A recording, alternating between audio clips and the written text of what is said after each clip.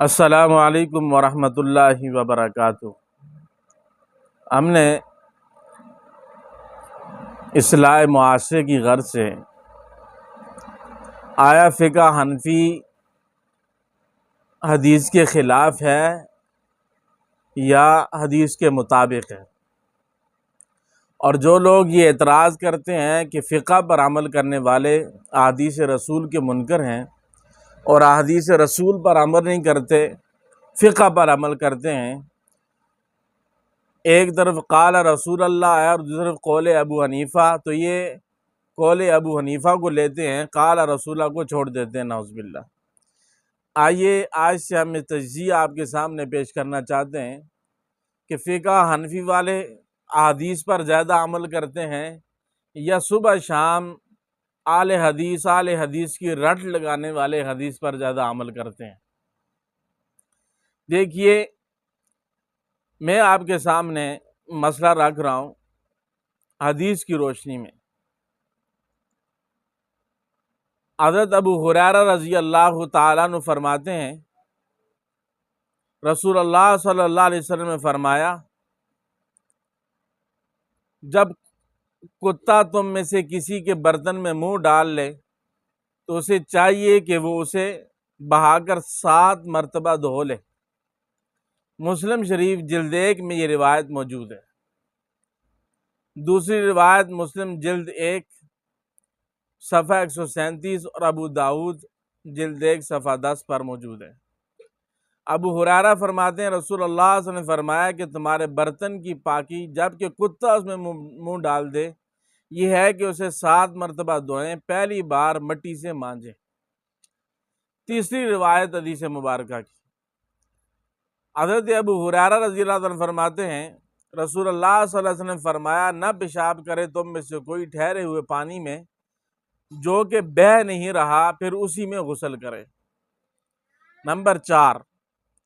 ترمذی شریف میں یہ جو تیسرے نمبر کی جو روایت میں نے پیش کی ہے بخاری میں ہے۔ چوتھی حدیث ترمذی جلد 1 میں موجود ہے،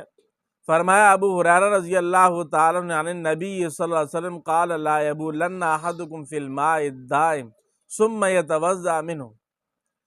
کہ آپ نے منع فرمایا کہ پیشاب کرے تم میں سے کوئی ٹھہرے ہوئے پانی میں اور پھر اسی سے وضو کرے، ایسا مت کرو۔ عن ابی ہریرہ رضی اللہ تعالیٰ عنہ عن النبی صلی اللہ علیہ وسلم قال اذا استيقظ احدکم من اللیل فلیدخل یدہ فی الاناء الی آخر۔ یہ 5ویں حدیث ہے، یہ بھی ترمذی میں ہے کہ ابو ہریرہ رضی اللہ تعالیٰ عنہ فرماتے ہیں کہ رسول اللہ صلی اللہ علیہ وسلم نے فرمایا،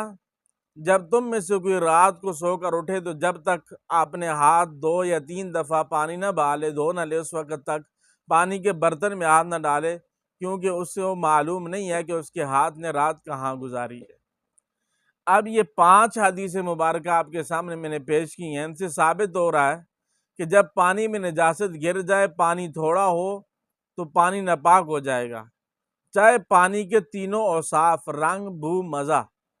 میں سے کوئی وصف بھی بدلے یا نہ بدلے، کیونکہ ان احادیث میں کوئی صراحت نہیں ہے کہ ان تینوں وصفوں میں سے کوئی وصف بدلے تو پانی ناپاک ہوگا ورنہ نہیں ہوگا۔ اب پہلی حدیث سے معلوم ہو رہا ہے کہ حضور علیہ السلام نے کتے کے جھوٹے پانی کو بہا دینے کا حکم دیا۔ اب اس بہا دینے کی وجہ اور کیا ہو سکتی ہے کہ پانی ناپاک ہو گیا تھا اس لیے تو حضور نے بہانے کا حکم دیا۔ اگر پانی ناپاک نہیں ہوا تھا تو پھر حضور کیسے بہانے کا حکم دیتے ہیں؟ کیونکہ یہ تو پانی کو ضائع کرنا اور یہ تو جرم ہے، یہ جائز نہیں ہے، شریعت میں گناہ ہے پانی کو ضائع کرنا، تو پھر رسول اللہ نے کتے کے منہ ڈالے ہوئے پانی کو بہانے کا حکم کیوں دیا جی؟ ناپاک سمجھا، ناپاک سمجھایا امت کو، اس لیے تو بہانے کا حکم دے دیا کہ اس کو بہا دو بھائی۔ دوسری حدیث سے معلوم ہو رہا ہے کہ حضور علیہ السلام نے کتے کے جھوٹے برتن کو پاک کرنے کا یہ طریقہ بیان کیا کہ برتن کو 7 دفعہ دھویا جائے۔ اس سے یہ ثابت ہوتا ہے کہ کتے کے منہ ڈالنے سے برتن ناپاک ہو جاتا ہے۔ جب برتن ناپاک ہوگا تو جو چیز برتن میں پڑی ہوئی ہے وہ بدرجہ اولا ناپاک ہوگی ہے، اس لیے آپ نے اس چیز کو بہا دینے کا حکم دیا جی۔ حالانکہ کتے کے منہ ڈالنے سے تو کوئی وصف بھی نہیں بدلا، پانی کا بو بھی ایسی ہے، مزہ بھی ٹھیک ہے، رنگ بھی ٹھیک ہے، کتے کے منہ ڈالنے سے یہ تینوں وصف تو نہیں بدلتے۔ تیسری اور چوتھی حدیث سے معلوم ہو رہا ہے کہ حضور علیہ السلام نے ٹھہرے ہوئے پانی میں پیشاب کر کے اس سے وضو اور غسل کرنے سے منع فرمایا ہے۔ ظاہر ہے کہ وضو اور غسل ممانعت اسی لیے ہے کہ پانی ناپاک ہے،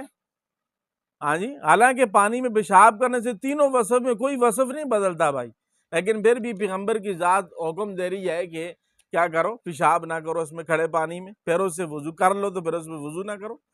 تو اب ان پانچوں حدیث سے معلوم ہو رہا ہے کہ حضور علیہ السلام نے نیند سے بیدار ہو کر ہاتھ دھونے بغیر پانی میں